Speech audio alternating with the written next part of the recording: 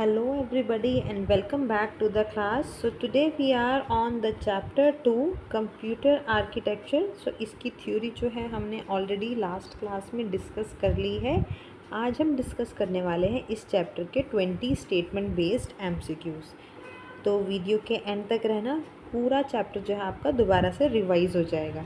ठीक है, चलिए शुरू करते हैं हम आज क्लास को. Question number 1.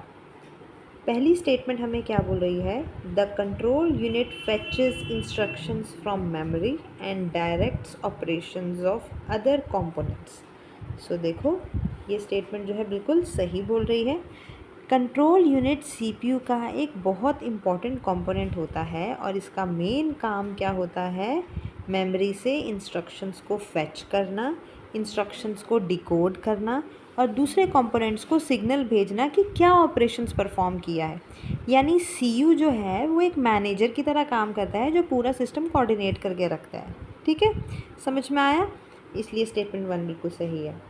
An accumulator is primarily used to store intermediate arithmetic and logical results. So ये स्टेटमेंट भी बिल्कुल सही है. एक्यूमुलेटर को एक स्पेशल पर्पस रजिस्टर होता है. ये एक्यूमुलेटर एक स्पेशल पर्पस रजिस्टर होता है जो सीपीयू में अर्थमेटिक और लॉजिकल ऑपरेशंस के टेम्परेरी रिजल्ट्स को होल्ड करके रखता है. जैसे मान लो अगर कैलकुलेशंस है 5+2, तो रिज़ल्ट्स जो हैं वो टेम्परेली एक्यूमुलेटर में स्टोर हो सकता है बिफोर फाइनल स्टोरेज. सो एक्यूमुलेटर जो है वो स्पेशली ओल्डर माइक्रो प्रोसेसर और बेसिक सीपीयू आर्किटेक्चर से इनमें बहुत इंपॉर्टेंट रोल प्ले करता था. ठीक है, सो ये स्टेटमेंट भी सही है. फिर बोल रहे हैं the ALU is responsible for managing cache memory replacement policies. अब ये स्टेटमेंट जो है ये हो गई गलत. एएलयू का काम होता है अर्थमेटिक ऑपरेशंस को परफॉर्म करना और लॉजिकल ऑपरेशंस को परफॉर्म करना, लेकिन cache memory replacement policies manage करना ये एएलयू का काम नहीं होता. कैश मैनेजमेंट जो है वो जनरली कैश कंट्रोलर करेगा या मेमोरी मैनेजमेंट हार्डवेयर, ये सब कुछ इनके थ्रू हैंडल होता है. ठीक है, रिप्लेसमेंट पॉलिसीज़ होती हैं जैसे कि फीफो या फिर रैंडम रिप्लेसमेंट, ये एएलयू परफॉर्म नहीं करता. इस वजह से ये स्टेटमेंट जो है ये हमारी गलत हो गई है. ओके, सो पहली 2 ही स्टेटमेंट बस हमारी सही है. ऑप्शन ए ही हमारा फाइनल आंसर रहेगा. फिर आए हमारे पास क्वेश्चन नंबर 2. इसमें बोला है a motherboard chipset controls communication between CPU, RAM and peripheral devices. देखो, ये स्टेटमेंट बिल्कुल सही है. मदरबोर्ड चिपसेट एक इम्पॉर्टेंट कंट्रोलर सिस्टम होता है जो डिफरेंट हार्डवेयर कंपोनेंट्स के बीच कम्युनिकेशन को मैनेज करता है. ये मेनली इंश्योर करता है कि सीपीयू जो है वो प्रॉपरली रैम से कम्युनिकेट करे, स्टोरेज डिवाइसेस कनेक्ट हों, पेरिफेरल डिवाइसेस जो है वो स्मूथली वर्क करें. सो पुराने सिस्टम में चिपसेट 2 पार्ट में डिवाइडेड होते थे, एक नॉर्थ ब्रिज, एक साउथ ब्रिज. पर मॉडर्न सिस्टम्स में काफ़ी फंक्शन सीपीयू में इंटीग्रेट हो चुके हैं, बट जो चिपसेट जो है इट इज़ स्टिल मदरबोर्ड का कम्युनिकेशन मैनेजमेंट का ये मेजर रोल प्ले करता है. इस वजह से पहली स्टेटमेंट जो है वो बिल्कुल सही है. फिर बोला है the BIOS bias firmware is permanently stored in volatile memory. This is wrong. BIOS का मतलब है बेसिक इनपुट आउटपुट सिस्टम. ये फर्मवेयर जो है ये परमानेंटली स्टोर होते हैं रोम में, EEPROM में, फ्लैश मेमोरी में. और ये जो मेमोरीज़ हैं ये मेनली नॉन वॉलेटाइल होती हैं. ठीक है, वॉलेटाइल मतलब वॉलेटाइल मेमोरी जो है वो पावर ऑफ होते ही डाटा लूज़ कर देती है. जैसे कि रैम एक वॉलेटाइल मेमोरी है. अगर ये बेसिक इनपुट आउटपुट सिस्टम बायस वॉलेटाइल मेमोरी में होता तो कंप्यूटर शटडाउन के बाद ये इरेज हो जाता, पर ये तो पॉसिबल ही नहीं है ना. इस वजह से सेकंड स्टेटमेंट हमारी गलत हो गई. फिर बोला है expansion slots on the motherboard allow addition of external cards like GPUs and NICs.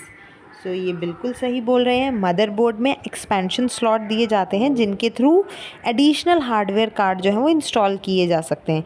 GPU मतलब ग्राफिक्स प्रोसेसिंग यूनिट, NIC मतलब नेटवर्क इंटरफेस कार्ड, कोई साउंड कार्ड है. ठीक है, ये सब कुछ.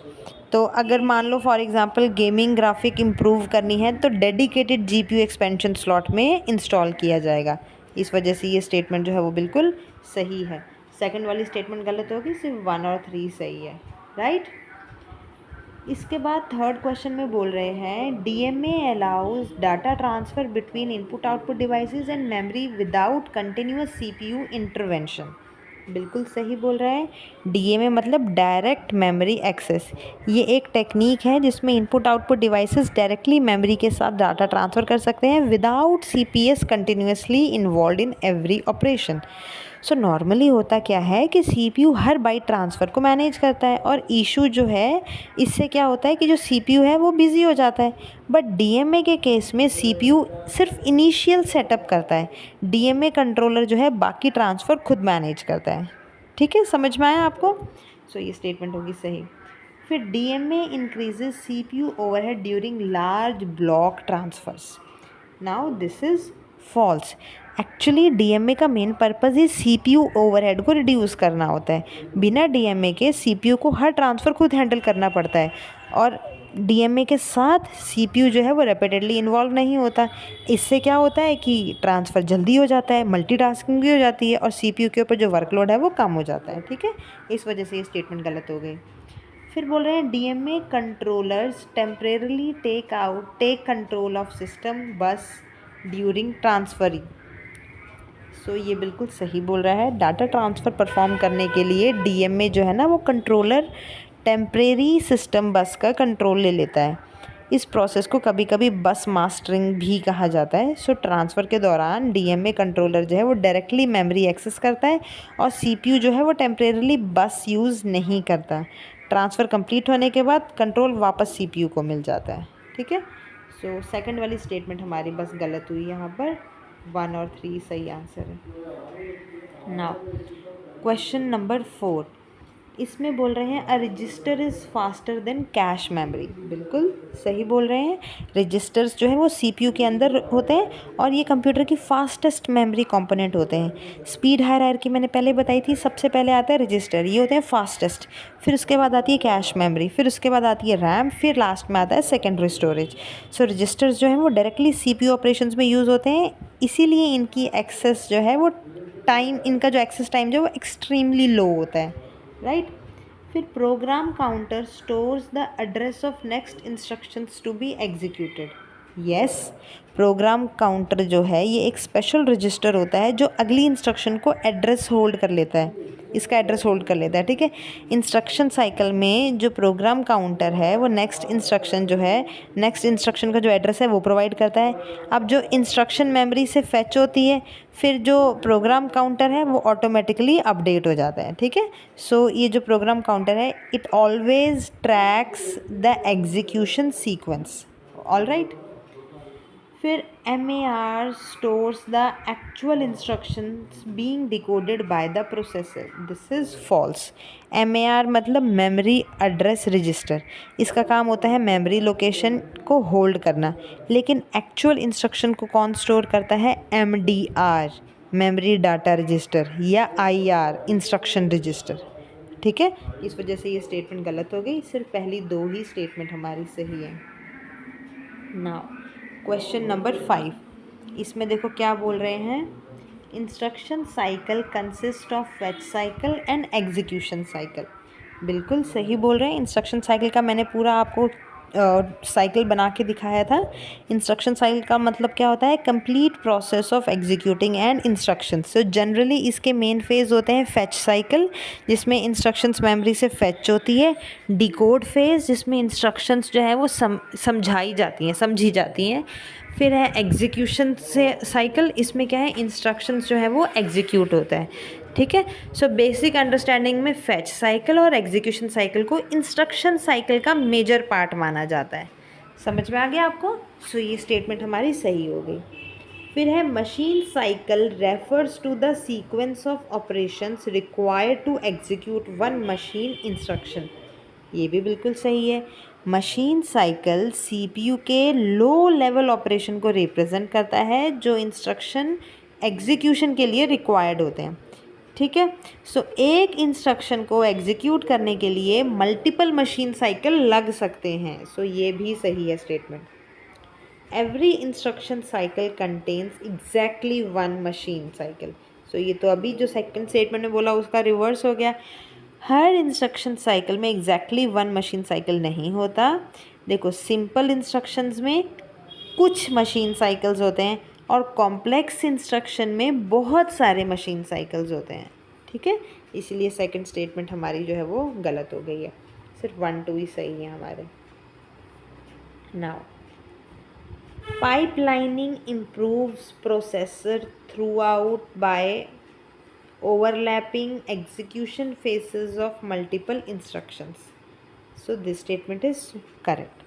पाइपलाइनिंग एक एडवांस्ड सीपीयू टेक्निक होती है जिसमें मल्टीपल इंस्ट्रक्शंस के डिफरेंट स्टेजेस साइमल्टेनियसली एग्जीक्यूट होते हैं।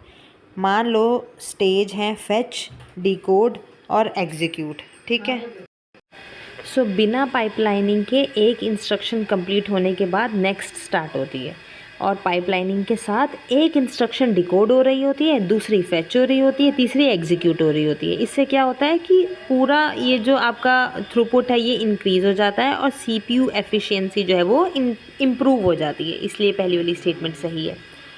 फिर बोला है pipeline hazards can occur due to resource conflicts और ब्रांच इंस्ट्रक्शंस। ये भी बिल्कुल सही है। पाइपलाइन हज़ार्ड प्रॉब्लम्स जो हैं ये क्रिएट बड़े करते हैं जो स्मूथ एग्जीक्यूशन को डिस्टर्ब करते हैं। मेनली कौन कौन से हज़ार्ड्स होते हैं? ये रिसोर्स कन्फ्लिक्ट कर देते हैं, डिपेंडेंसी इशू ले आते हैं, या कोई ब्रांच इंस्ट्रक्शंस की वजह से भी ये होते हैं, ठीक है। सो अगर ब्रांच इंस्ट्रक्शन आए तो प्रोसेसर को अगली इंस्ट्रक्शन को पढ़ना जो है वो अनसर्टेन हो जाता है, इस वजह से ये स्टेटमेंट सही बोल रही है। Pipelining reduces the clock frequency of processor intentionally. अब ये गलत है। देखो पाइपलाइनिंग का पर्पस जो है वो क्लॉक फ्रीक्वेंसी को रिड्यूस करना नहीं होता। एक्चुअल पाइपलाइनिंग जो है वो परफॉर्मेंस को इम्प्रूव करती है और इंस्ट्रक्शन को इंक्रीज़ करती है उसका थ्रूपुट, ठीक है। मॉडर्न प्रोसेसर में पाइपलाइनिंग जो है वो हाई क्लॉक फ्रीक्वेंसीज़ के साथ यूज़ होती है, इसलिए ये स्टेटमेंट जो है ये आपकी गलत हो गई। सो हमारे पास सिर्फ 1 और 2 ही सही रही, ऑप्शन ए सही आंसर रहेगा, ठीक है। Now, CPU socket type determines processor compatibility with the motherboard. This is true. CPU जो है, CPU सॉकेट जो है वो मदरबोर्ड को वो फिज़िकल इंटरफेस ये होता है जहाँ प्रोसेसर इंस्टॉल होता है। हर प्रोसेसर स्पेसिफिक सॉकेट आर्किटेक्चर को सपोर्ट करता है, ठीक है। सो अगर सॉकेट कंपैटिबल नहीं होगा तो प्रोसेसर मदरबोर्ड पर फिट नहीं होगा और सिस्टम आपका बूट नहीं करेगा। सो मदरबोर्ड और CPU compatibility largely socket type पर डिपेंड करती है। फिर LGA sockets contains pins on the processor itself, ये हो गया इनकरेक्ट। LGA मतलब लैंड ग्रिड एरे। सो LGA आर्किटेक्चर में पिन्स जो हैं वो मदरबोर्ड सॉकेट पर होते हैं, प्रोसेसर पर नहीं होते हैं, ठीक है। प्रोसेसर के नीचे फ्लैट कॉन्टैक्ट पैड्स होते हैं, ठीक है। सो इस वजह से ये स्टेटमेंट जो है हमारी गलत हो गई। डिफरेंट सॉकेट आर्किटेक्चर में सपोर्ट डिफरेंट बस speeds and power requirement, this is true. Her socket architecture specific hardware standard support करता है, जैसे कि बस स्पीड है, पावर डिलीवरी है, ठीक है, या मेमोरी कंपैटिबिलिटी है। सो मॉडर्न प्रोसेसर जो है वो हाई पावर और फास्टर कम्युनिकेशन चाहिए होता है उनको, इसलिए नए सॉकेट जो है वो स्टैंडर्ड इंट्रोड्यूस्ड होते रहते हैं, इसलिए ये स्टेटमेंट भी जो है बिल्कुल सही है। 1 और 3 हमारे सही रहेंगे, ठीक है। नाउ फिर हमें बोल रहे हैं buffer registers temporarily hold data during transfer between devices operating at different speeds. देखो समझो इसको, बफर टेम्परेरी स्टोरेज एरिया होता है जो डाटा ट्रांसफ़र को स्मूथ बनाता है बिटवीन फास्ट और स्लो डिवाइस। फॉर एग्ज़ाम्पल जैसे CPU बहुत फास्ट होता है और प्रिंटर जो है वो स्लो होता है, और अगर डायरेक्ट ट्रांसफ़र हो तो डाटा लॉस हो सकता है और स्पीड जो है मिसमैच इशू आ सकता है। सो जो बफर टेम्परेरली डाटा होल्ड करता है until receiving device the ready हो जाए, इसलिए ये स्टेटमेंट बिल्कुल सही है। Buffer eliminates the need for RAM in computer system, ये इन लोगों ने गलत बोल दिया। बफर्स जो हैं वो रैम का रिप्लेसमेंट नहीं है। रैम का क्या काम होता है? मेन मेमोरी को प्रोवाइड करना और प्रोग्राम जो डाटा को स्टोर करना। बफर का क्या काम होता है? Temporary data holding during transfer. So buffer सिर्फ सपोर्ट मैकेनिज्म है, रैम को रिप्लेस नहीं करते हैं वो, okay. Printer spooling uses buffering techniques, so ये बिल्कुल सही है। स्पूलिंग क्या है, स्पूलिंग क्या है, साइमल्टेनियस पेरिफेरल ऑपरेशंस ऑनलाइन। सो प्रिंटर स्पूलिंग में प्रिंट जॉब्स टेम्परेरली बफर में स्टोर होते हैं और प्रिंटर जो है वो सीक्वेंशली उन्हें प्रिंट करता रहता है। सो ये बफरिंग का प्रैक्टिकल एग्जांपल है, ठीक है। इससे क्या होता है कि जो दूसरा काम जो है वो आप कंटिन्यू कर सकते हो और प्रिंटर की क्यू जो है वो सीक्वेंस जो है वो इफ़ेक्टिवली एफिशिएंटली मैनेज हो जाती है, ठीक है। इसलिए ये स्टेटमेंट भी सही है, 1 और 3 सही है बस।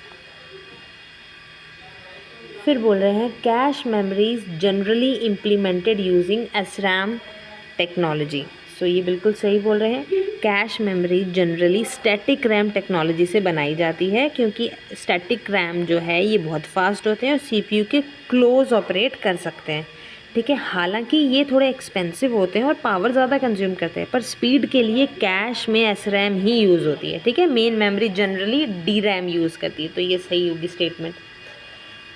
L1 cache is slower than L3 cache due to smaller size, ये गलत है। L1 कैश जो है सबसे फास्ट होती है, L3 कैश कंपैरेटिवली स्लोअर होती है, ठीक है। कैश की अगर आप हायरार्की देखोगे तो जो आपकी L1 है ये होती है फास्टेस्ट पर स्मॉलेस्ट। अब जो L2 है ये होती है मॉडरेट, फिर जो L3 है ये होती है लार्जर एंड स्लोअर, ठीक है। सो जो L1 है वो डायरेक्टली CPU कोर के क्लोजेस्ट होती है, इसलिए ये होगी गलत। फिर थर्ड स्टेटमेंट बोल रही है cache memory reduces average memory access time. So ये सही बोल रहे हैं, कैश फ्रिक्वेंटली यूज डाटा को टेम्परेरली स्टोर करता है। इससे क्या होता है कि CPU को रेपिटेडली स्लो रैम एक्सेस नहीं करना पड़ता और डाटा फास्टर मिल जाता है। सो ये स्टेटमेंट बिल्कुल सही है, ऑप्शन ए सही आंसर रहेगा हमारे पास, ओके। नाउ क्वेश्चन नंबर 10, इसमें बोल रहे हैं an accumulator register is widely used in arithmetic intensive operations. बिल्कुल सही, एक्यूमुलेटर एक स्पेशल पर्पस रजिस्टर होता है जो अर्थमेटिक और लॉजिकल ऑपरेशंस के इंटरमीडिएट रिजल्ट्स को टेम्परेरली होल्ड ऑन करता है, ठीक है। सो ये सही है statement. General purpose registers can store operands and addresses, ये भी बिल्कुल सही है। देखो जनरल पर्पस रजिस्टर्स जो हैं ये फ्लेक्सिबल रजिस्टर्स होते हैं जो ऑपरेंड्स, मेमोरी एड्रेसेस और टेम्परेरी डाटा स्टोर कर सकते हैं, ठीक है। सो CPU जो है वो रेपिटेडली रैम एक्सेस को अवॉइड करता है बाय यूजिंग GPRs, ठीक है, जनरल पर्पस रजिस्टर्स। सो ये भी सही है statement. Registers are located outside the CPU to increase scalability, this is not correct. देखो रजिस्टर्स जो हैं वो CPU के अंदर ही होते हैं, क्यों? एक्सट्रीमली फास्ट एक्सेस के लिए और डायरेक्ट CPU ऑपरेशंस में यूज़ होते हैं। अगर रजिस्टर CPU के बाहर होते तो स्पीड बहुत रिड्यूस हो जाती और रजिस्टर जो है कंप्यूटर की फास्टेस्ट मेमोरी यूनिट में से एक है, इस वजह से स्टेटमेंट गलत हो जा रही है आपकी, ठीक है। पहली 2 ही स्टेटमेंट सही हैं बस। 11th क्वेश्चन, इसमें क्या बोल रहे हैं, the data bus carries actual data between CPU memory and peripherals. So देखो ये स्टेटमेंट है बिल्कुल करेक्ट। डाटा बस का काम होता है एक्चुअल डाटा ट्रांसफ़र करना between CPU memory and input output devices, ठीक है। सो ये बाइनरी डाटा कैरी करती है, सो ये सही है बिल्कुल। The address bus is by directional in all system, so this is not correct. Generally address bus जो है वो यूनी डायरेक्शनल होती है क्योंकि CPU एड्रेस सेंड करता है मेमोरी इनपुट आउटपुट डिवाइसेस को, मेमोरी जो है वो यूजुअली एड्रेस रिटर्न नहीं करता। डायरेक्शन जो है वो जाती है CPU टू मेमोरी, ठीक है। So bidirectional in all system जो बोला इन लोगों ने ये गलत है, इस वजह से स्टेटमेंट हमारी इनकरेक्ट हो गई। द विड्थ ऑफ डाटा बस अफेक्ट्स डाटा ट्रांसफ़र रेट, हाँ बिल्कुल सही बोल रहे हैं। डाटा बस विड्थ जो है वो डिटर्मिन करती है कि एक टाइम में कितना डाटा ट्रांसफ़र हो सकता है, तो ये सही है स्टेटमेंट। सिर्फ पहली और तीसरी स्टेटमेंट सही है हमारी। ना क्वेश्चन नंबर 12, इसमें बोल रहे हैं a coprocessor is used to perform specialized processing task. बिल्कुल सही, को प्रोसेसर जो है ये एक ऑक्सिलरी प्रोसेसर होता है जो स्पेशलाइज्ड टास्क को हैंडल करता है, जैसे मैथ्स की कोई कैलकुलेशन है, ग्राफिक्स की प्रोसेसिंग है, तो ये मेन CPU का वर्कलोड जो है वो रिड्यूस करता है। Floating point units are example of coprocessors, ये भी बिल्कुल सही है। फ्लोटिंग पॉइंट यूनिट्स जो हैं वो स्पेसिफिकली डेसिमल्स कैलकुलेशंस को परफॉर्म करते हैं। पहले कंप्यूटर्स में जो फ्लोटिंग पॉइंट यूनिट है वो अलग को प्रोसेसर होता था, ठीक है, याद रखना है आपने। फिर मॉडर्न CPUs नेवर इंटीग्रेट को प्रोसेसर फंक्शनैलिटी इंटरनली, ये इन लोगों ने गलत बोल दिया। मॉडर्न CPUs तो को प्रोसेसर फंक्शनैलिटीज़ इंटरनली इंटीग्रेट करता ही है, ठीक है। तो इस वजह से ये स्टेटमेंट जो है हमारी इनकरेक्ट होगी, पहली दो ही सही रहेंगे बस। 13th में the fetch decode execute sequence is fundamental to CPU operations, बिल्कुल सही बोल रहे हैं। CPU का बेसिक वर्किंग मॉडल जो है फेच डिकोड एग्जीक्यूट साइकिल पर बेस्ड होता है। फेच में इंस्ट्रक्शन मेमोरी से फेच होती हैं, डिकोड में इंस्ट्रक्शन समझाई जाती हैं, एग्जीक्यूट में ऑपरेशंस परफॉर्म होते हैं। तो ये साइकिल जो है कंटिन्यूसली रिपीट होती रहती है। During decoding the control unit interprets the instruction of code. तो देखो सही बोल रहे हैं, डिकोड फेज में control unit instructions of code को इंटरप्रेट करती है, डिटर्मिन करती है कि कौन सा ऑपरेशन परफॉर्म होगा, ठीक है। तो ये स्टेटमेंट बिल्कुल सही है। फिर execution phase always involve accessing secondary storage. तो ये स्टेटमेंट जो है हमारी होगी इनकरेक्ट। हर एग्जीक्यूशन फेज में सेकेंडरी स्टोरेज एक्सेस ज़रूरी नहीं होता। बहुत सारी instructions, register operations, arithmetic calculations, ये सिर्फ CPU और रैम लेवल पर ही कंप्लीट हो जाती हैं। सो हमारे सिर्फ पहली दो स्टेटमेंट्स ही सही हैं। नाउ क्वेश्चन नंबर 14, इसमें बोल रहे हैं north bridge traditionally handled high speed communication with CPU and RAM. This is true. देखो ट्रेडिशनल मदरबोर्ड आर्किटेक्चर में ना north bridge chipset high speed component का एक कम्युनिकेशन को मैनेज करता था। नॉर्थ ब्रिज जनरली कनेक्ट करता था CPU, रैम और ग्राफिक इंटरफेस को। ये high speed data transfer handle करता था क्योंकि CPU और मेमोरी कम्युनिकेशन एक्सट्रीमली फास्ट होती थी, ठीक है। South bridge managed slower peripherals like USB and audio interface. ये भी बिल्कुल सही है। South bridge comparatively slower input output devices manage करता था, ठीक है। फिर modern processor completely eliminate chipset functions in all architectures. ये हो गया गलत। मॉडर्न प्रोसेसर में मैनी चिपसेट फंक्शंस इंटीग्रेट किए जाते थे, स्पेशली मेमोरी कंट्रोलर और ग्राफिक कंट्रोलर, ठीक है। सो इस वजह से स्टेटमेंट हमारी इनकरेक्ट हो गई, पहली दो ही सही रहेंगी बस।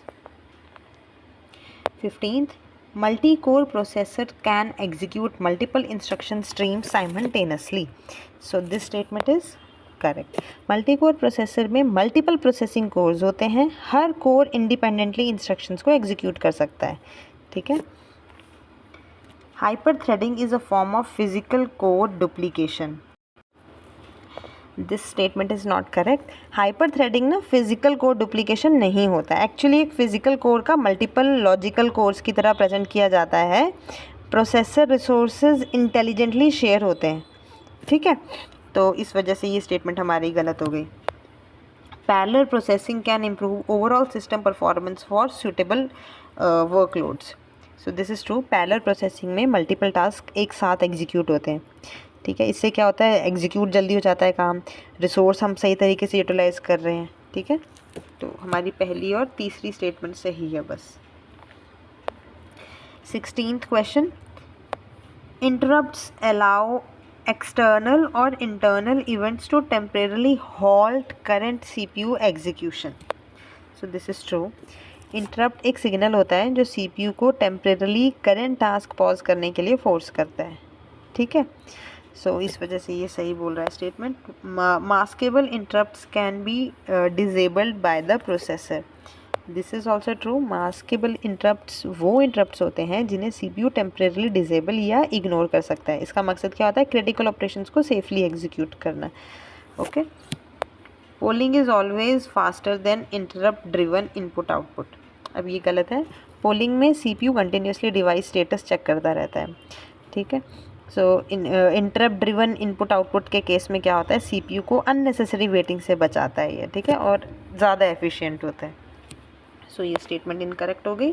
सिर्फ पहली दो ही स्टेटमेंट जो है हमारी करेक्ट रहेंगी।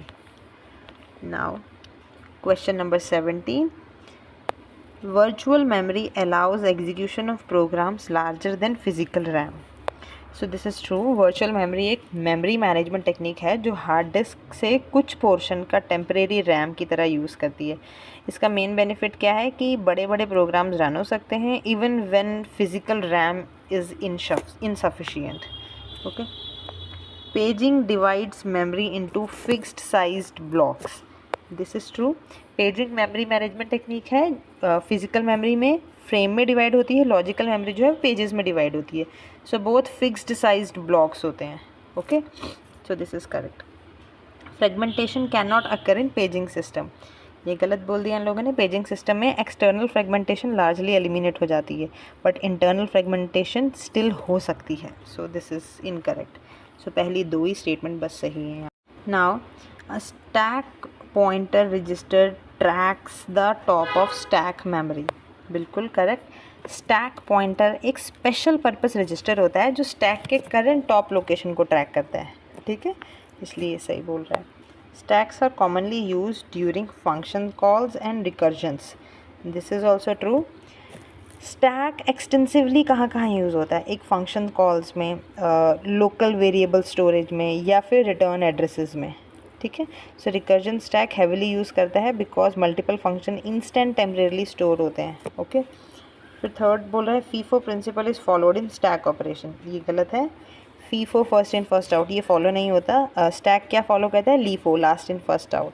ठीक है, सो ये इनकरेक्ट हो गया। पहले दो ही बस स्टेटमेंट्स हमारे सही है। So that is all for today's class. मिलते हैं कल एक नए क्लास में एक नए टॉपिक के साथ। Till then take care and happy learning.